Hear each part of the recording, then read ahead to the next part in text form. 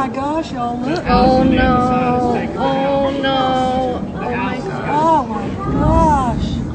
Oh my god. Oh my god. Oh my god, dude.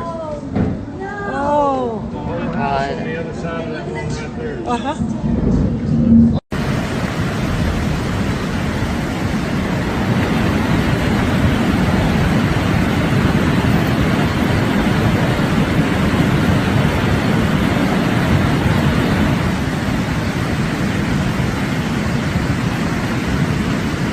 A remote village in China disappears in seconds. In the early hours before dawn, a massive landslide tears down a steep mountain slope. It begins with a low rumble, then a violent roar. Entire hillsides collapse. Trees, rocks, and earth come crashing down with unstoppable speed. Within moments, homes are crushed. Power lines snap. People are buried before they can run. A wall of earth and water slams through the village, swallowing everything. No one sees it coming. No one has time to escape. The sky opens next. Torrential rain continues to fall, turning the ground to sludge. Streams overflow and form flash floods that roar through what's left of the settlement. By the time helicopters arrive, it's too late. There is no village to save. The roads are gone.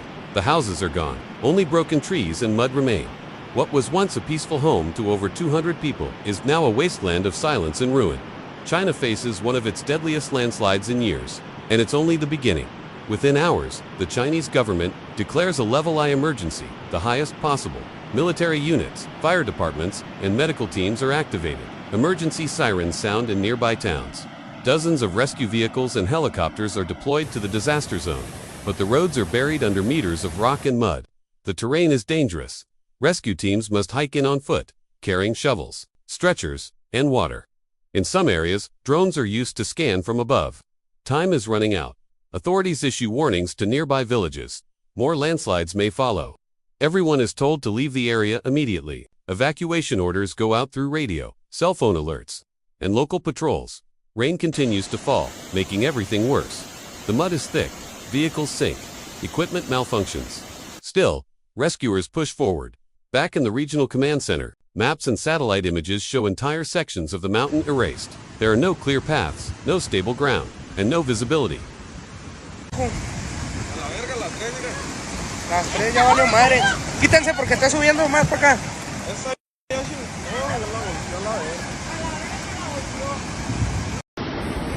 Pedro, ya se la llevó el río.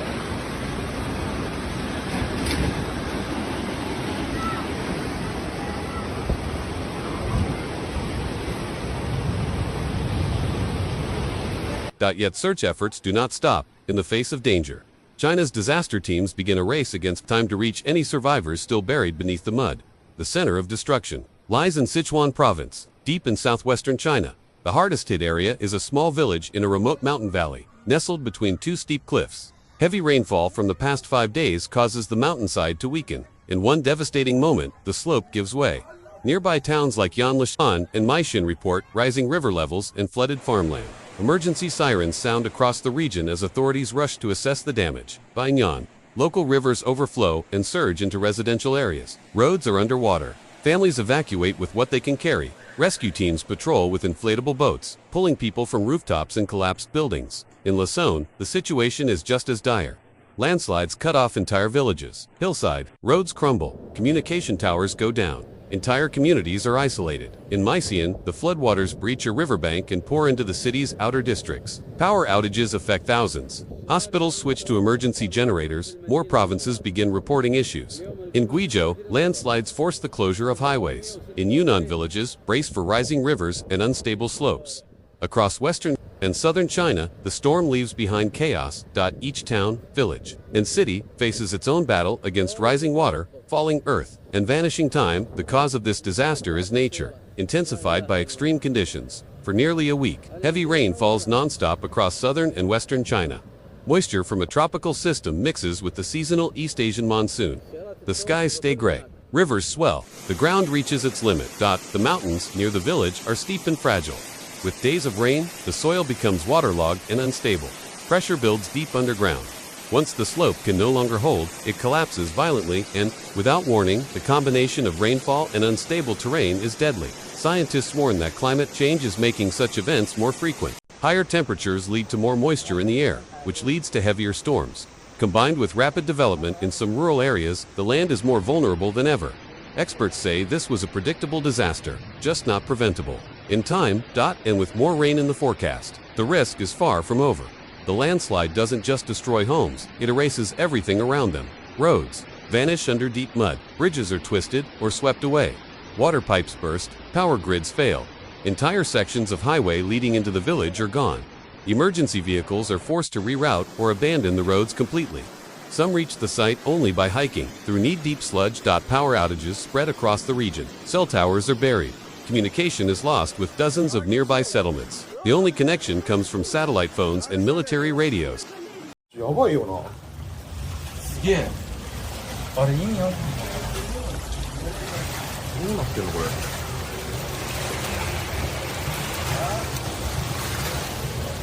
これすごいわ。どうしたらいいのこれ。Schools are flooded and shut down.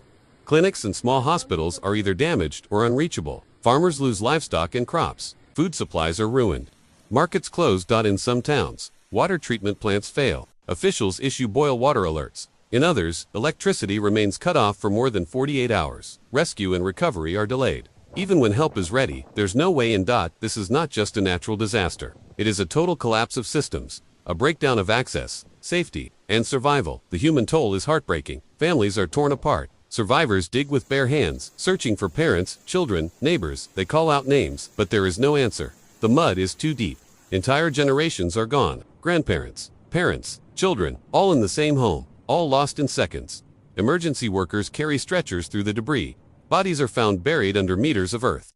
In some cases, all that remains is a piece of clothing, a shoe, a family photo. One mother clutches a soaked photo album, rescued from a collapsed wall. Another resident sits silently on a broken step, staring at the empty hillside where his village used to be.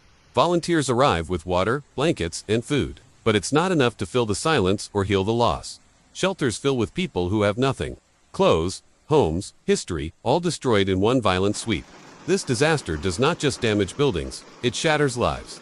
The Chinese government mobilizes thousands of emergency responders. The People's Liberation Army deploys search units, engineers, and logistics teams. Rescue dogs, drones, and thermal scanners are used to locate trapped survivors. Mobile hospitals and food stations are set up in nearby safe zones. Medical teams treat the injured. Mental health teams speak to survivors. Supplies are delivered around the clock. Premier Li Kong issues a national statement of support and visits an affected area, promising full recovery efforts and long-term aid. Engineers work to restore power lines. Dams and rivers are closely monitored for new threats. The effort is massive, but the disaster zone is vast, and the dangers still present.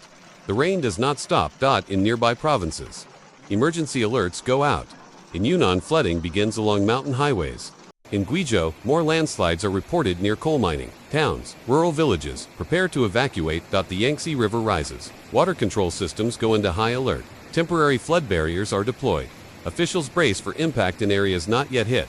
As water moves downstream, the disaster expands. What began as one landslide now threatens regions hundreds of miles away. At this moment, rescue efforts continue. Rain still falls across Sichuan and nearby provinces. New landslides are reported. Rivers continue to rise. The death toll increases. Military teams remain in the region, working in shifts. Roads are still being cleared. Helicopters drop supplies into cut-off areas. Search operations move from rescue to recovery. Shelters remain at capacity. Many families are still searching for missing loved ones. This is an act of emergency. The full scale of damage remains unknown. The risk is not over. Despite the destruction, some light begins to return. The rain slows, a few survivors are pulled from the rubble alive. Relief trucks make it through damaged roads.